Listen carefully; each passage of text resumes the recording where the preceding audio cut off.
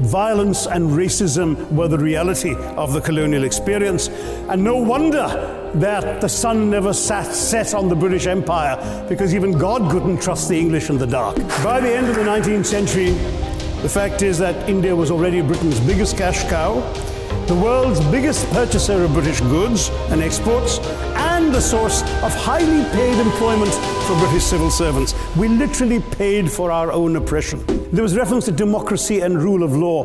Let me say with the greatest possible respect, it's a bit rich to oppress, enslave, kill, torture, maim people for 200 years and then celebrate the fact that they're democratic at the end of it.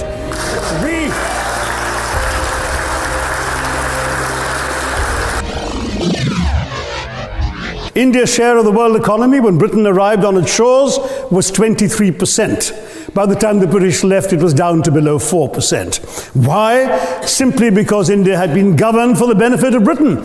Britain's rise for 200 years was financed by its depredations in India. In fact, Britain's industrial revolution was actually premised upon the deindustrialization of India. The handloom weavers, for example, famed across the world, whose products were exported around the world, Britain came right in. There were actually these weavers making fine muslin, light as woven air, it was said. And Britain came right in, smashed their thumbs, broke their looms, imposed tariffs and duties on their cloth and products, and started, of course, taking the raw materials from India and shipping back manufactured cloth, flooding the world's markets with what became the products of the dark and satanic mills of Victorian England.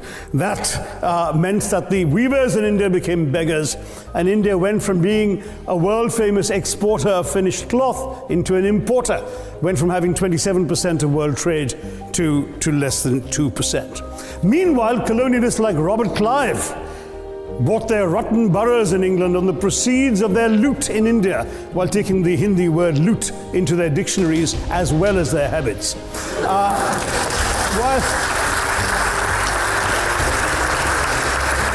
And the British had the gall to call him Clive of India, as if he belonged to the country, when all he really did was to ensure that much of the country belonged to him.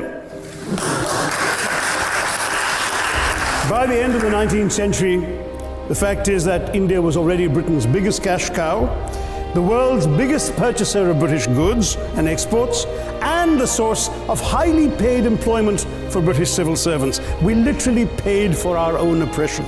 Between 15 and 29 million Indians died of starvation in British-induced famines. The most famous example, of course, was the Great Bengal Famine during the Second World War, when 4 million people died because Winston Churchill, deliberately as a matter of written minuted policy, proceeded to divert essential supplies from civilians in Bengal to sturdy Tommies and Europeans as reserve stockpiles. He said that the starvation of anyway underfed Bengalis mattered much less than that of sturdy Greeks. This is Churchill's actual quote. And when conscience-stricken British officials wrote to him, pointing out that people were dying because of this decision, he peevishly wrote in the margins of the file, "Why hasn't Gandhi died yet?"